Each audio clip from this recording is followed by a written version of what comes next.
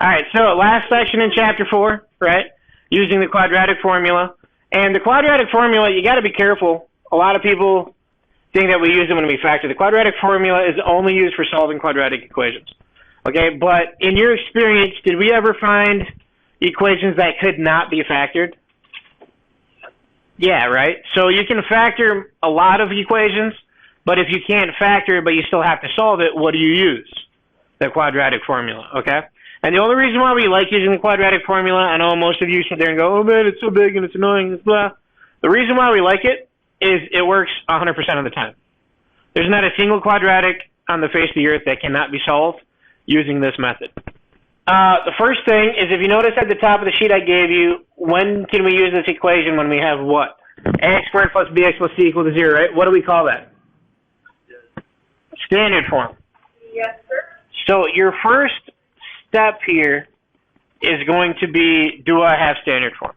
If you don't, you're going to have to make the equation equal to 0 and put into standard form, so that way you can actually choose, do I factor, do I use the LaRue method, or do I use the quadratic formula? Everybody all right with that? Yes? No? Maybe? As far as the quadratic formula itself, you're allowed to use a cheat sheet on quizzes and tests and everything, so I'm not going to have you guys try to memorize it. As far as the quadratic formula goes, it is used to solve quadratics of any kind, and that's because of the way that it's made. If you're interested in where the quadratic formula comes from and how do we know it's right and all that, see me after school and I'll go through the proof, but I don't really have time to cover it right now. So I apologize. I have to be one of those teachers who says, just trust me, okay? But if you want to see the proof, let me know and I'll actually show it to you. So up first, if we have our left-hand quadratic, so the first thing we need to do is ask yourselves, is this in standard form? So do I have standard form here? How do I know? Right, so I have the ax squared plus bx plus c, and what is it equal to? 0. So that's the structure we're looking for. So now I can identify my A. What's my A? What's my B? And what's my C? All right, perfect. Everybody good with that? All right, so if you notice, the formula says it's x, right? So what that means is that this formula will actually spit out the x values, which are the solutions, roots, intercepts, zeros, okay? So whenever they tell you to use those words, remember that just means solve. So you can use any of your solving techniques. Now, I'm going to take my formula, and I'm just going to plug in and substitute. So my formula says negative b plus or minus the square root of b squared minus 4ac all over 2a. So I'm going to take negative of my b. What's my b? 6. Plus or minus the square root of what? 6 squared minus 4 times 2 times negative 5. And then the whole thing over 2a, and what's my a? 2. All right, so now just evaluate what you can. So what's the opposite of 6? Negative 6. Plus or minus the square root. What's 6 squared? 36. What's negative 4 times 2 times negative 5? So what's negative 4 times 2? Negative 8. Negative 8 times negative 5. Positive or negative? Positive 40.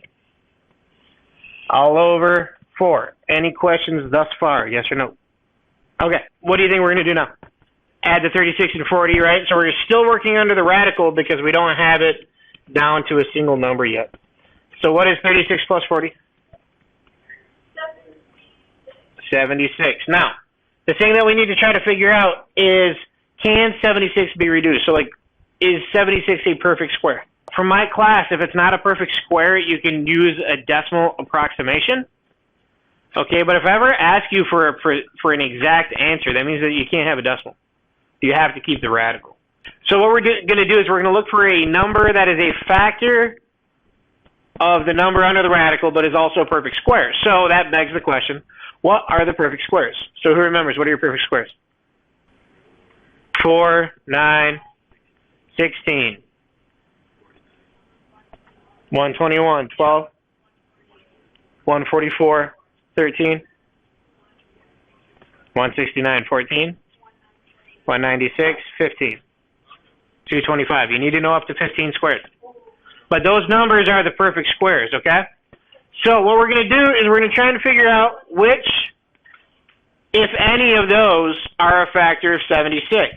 So what you do is you just start in the basement, right? We want to find the biggest one that goes evenly into 76. So you can either go with the biggest perfect square that's smaller than your number, right, which in this case would be 64, and then work your way back down, or you can start in the basement and work your way up. I don't care. It's up to you. So I'm going to do it the way that I do it, which is I start in the basement. So 76 divided by 4, does that work? Yeah. So now I need to ask myself 19, the result. Is there another perfect square that can be also a factor of 19? No, 19's prime, right? So is 1 a perfect square? Yeah, but we don't use it for this. And is 19 a perfect square? No. So what I can do is I can rewrite the square root of 76 as the square root of 4 times the square root of 19 all over 4. Why would I do that? Well, what is the square root of 4? 2. So I get 2 square roots of 19 all over 4. Now, which pieces are being divided by 4? The 6, the 2, or both? Both. So in order to reduce these, I need to be able to divide everything by that 4. So is there anything that I can do to reduce 6 and 4? Okay, and what about 2 and 4? You can divide each of those by 2 as well, right? So you get negative 3 plus or minus the square root of 19 all over 2. Everybody good? Yes or no? All right, so come ACT time, this is what they're going to put on the ACT. You might get this, which for me is acceptable, but this is where they want you to be able to go for the ACT. Everybody okay with that? Now, when it comes to reducing down fractions and radicals, if you look at it on the ACT and you're like, I don't remember how to do this, use your calculator as a guide. If you type this into a calculator using parentheses on top, right, and then you type this into a calculator using parentheses on top, you'll get the exact same decimal, okay? And that's how you can check. So if you get an answer on the ACT and you're like, my answer's not there. It is, but it's probably just in a different form. So let's check this out. 76 square root. I'm just going to do the positive side, so plus 6 negative. Hey, so 6 negative equals that divided by 4. So I get 0.679449, right? Everybody okay with that? So I should get the exact same decimal out of our bottom one. So I take 19 square root it, add 3 negative, divide by 2, 0.679449. So if I don't know how to reduce, can I still find the right answer on the ACT? Yeah, but it usually takes a long time to type things into a calculator, whereas if you can do the reduction, it speeds up. It's actually faster to reduce than it is to rely on your calculator. But in the situation where you don't remember how to reduce or you get scared and all that, you can use your calculator to help you pick the right answer. Everybody good? Okay, because a lot of the time, students say that the right answer isn't there, or that their answer isn't there, and it is. It's just in a different form. Okay, so I want you to start the second problem here. And I will as well, but I'll give you a running start on it. So please do the middle column. All right, so A is 6, B is negative 1, C is negative 15. Plug in what you know.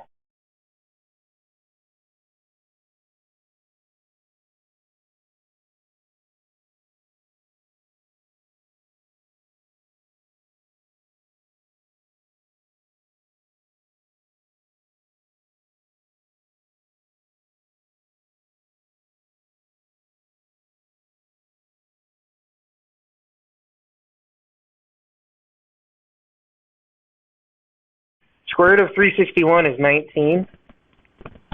Okay? So from the plus or minus, that's how we get our two solutions, right? So we look at it from the positive side, and then from the negative side where we actually add on top. So what's 1 plus 19? 20. So we get 20 over 12. Can 20 over 12 reduce?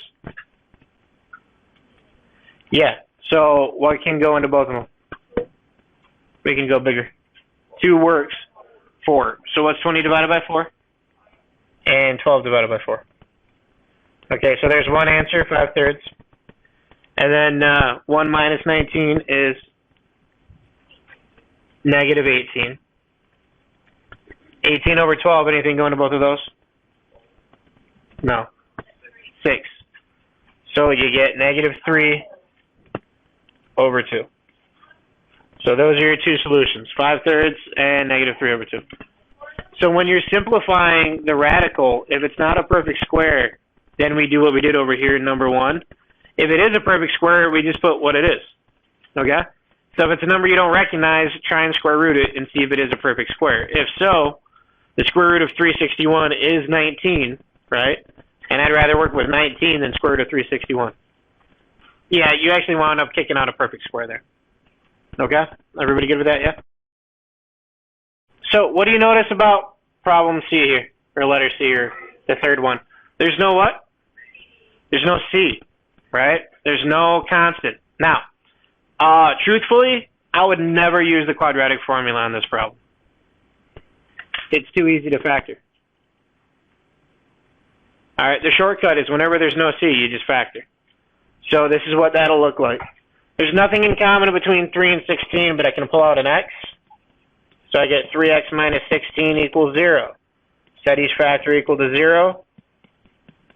And I'm done. That problem is done, and it took me, what, 10 seconds? 15 maybe? Okay. Now, who in here, seriously, when I said factor it, you went, oh yeah, we just factor out an x from each? Who actually saw that?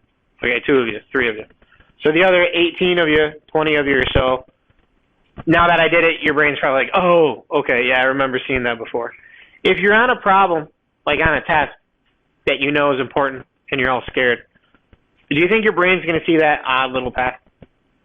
Probably not. So again, this is why we like using the quadratic formula.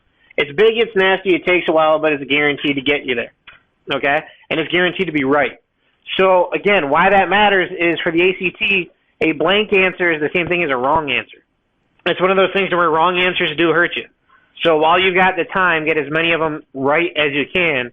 And then when time is short, like 5 minutes are called, if you're not done yet, that's when you start bubbling in to try to make sure that things get filled in so that way it's not just blank. For this problem, what's my A going to be? My A is 3, my B is, and what's my C? 0. Is everybody good with that? All right, so I'm just going to work here. The formula says negative B, right? What's the opposite of negative 16? Positive 16, plus or minus the square root of, what's 16 squared?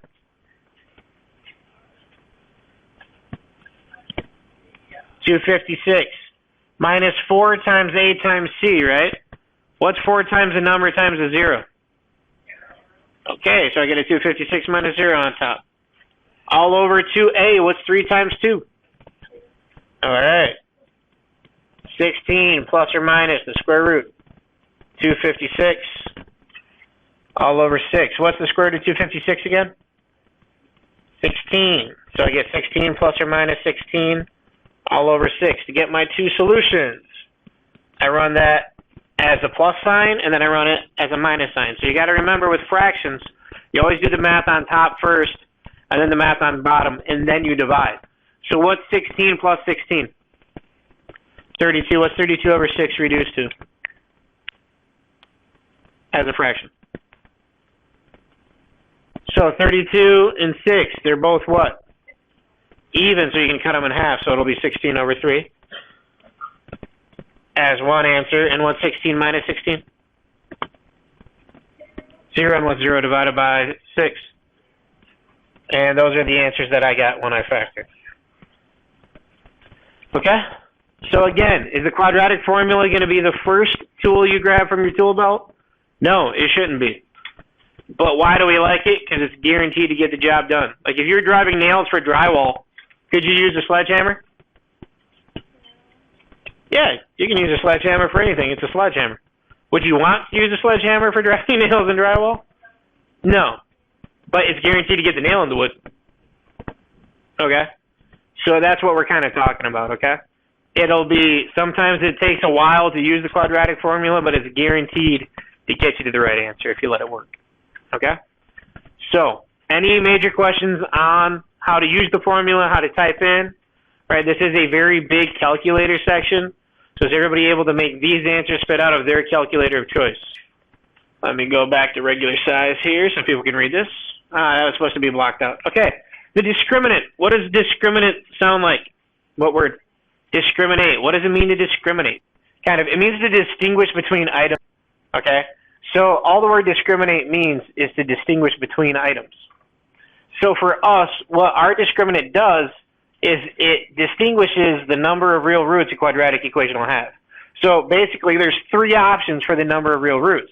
You can have one real root, two real roots, or no real roots. And what the discriminant does is it discriminates and distinguishes between those three options.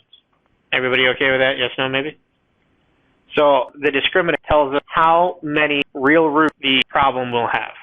And again, that just means how many times is the graph crossing the x-axis. So if it has two real roots, that means that it'll cross the x-axis at 2 points. Everybody okay with that? One real root means that it's a shared root, which means that the vertex is in fact on the x-axis. So the graph is going to come down and it's just going to touch the x and go back up. No real roots means that the graph will never cross the x-axis. And you all have seen all three of those types of graphs. I just didn't go into the number of real roots. Okay? So this is an algebraic method to tell us how many real roots we're going to have graphically without actually having to graph the equation. Now, real quick, does this piece here look familiar? Have we used this before? Okay, what do we use negative b over 2a to determine? The x-coordinate, right? So negative b over 2a determines the x-coordinate of the vertex. So what piece haven't I used yet? I haven't used this, right? Well, guess what this is? This is, in fact, your discriminant. The discriminant is the value under the radical. Okay? So that's the b squared minus 4ac. This piece right here is going to be the discriminant. Everybody okay with that? Yes, no? So this quadratic formula actually tells us a lot about what we need. Okay, so not only can we use it to find solutions, we use part of it to graph, and we use part of it to tell us how many real solutions we're going to get. So it's one algebraic process that tells us a lot about what's going on with our graph. So real quick, again, the discriminant is b squared minus 4ac, right? So we can get three different types of numbers out of this. What happens if b squared minus 4ac is a positive number? So remember, the discriminant is under the radical. Can I square root a positive number? Yeah, I get a real number, right? So this is when we have two real solutions, which means if I were to graph this, the graph will actually pass through the x-axis at two distinct locations. Everybody good with that? Yes or no? Okay, so if we can have a positive number, what else can we have? A negative number. Okay, can I square root a negative? Well, okay, is there a number that's both positive and negative? No. Is there a number that can be positive and negative? 0. Because 0 doesn't have a sign. So if you have 0 as your determinant, or sorry, your discriminant, then you get one real solution, which means that you get a repeat. This is when we get like x equals negative 2 and x equals negative 2 and the vertex is right on the x-axis. This is what that means, is that if we were to work it out using the quadratic formula, the discriminant will be 0. Okay? Everybody good with that? Yes, no? Alright, so here's your homework. And real quick, I want to go through a little bit here. 4 through 7, they want you to solve the quadratic, and the problems will already be in standard form. 14 through 17, they want you to solve the quadratic, and the problems are not in standard form. And then 31 through 34 is actually just asking you to determine how many solutions there will be. Is it 2 imaginary solutions, 2 real solutions, or 1 real solution based off of the discriminant?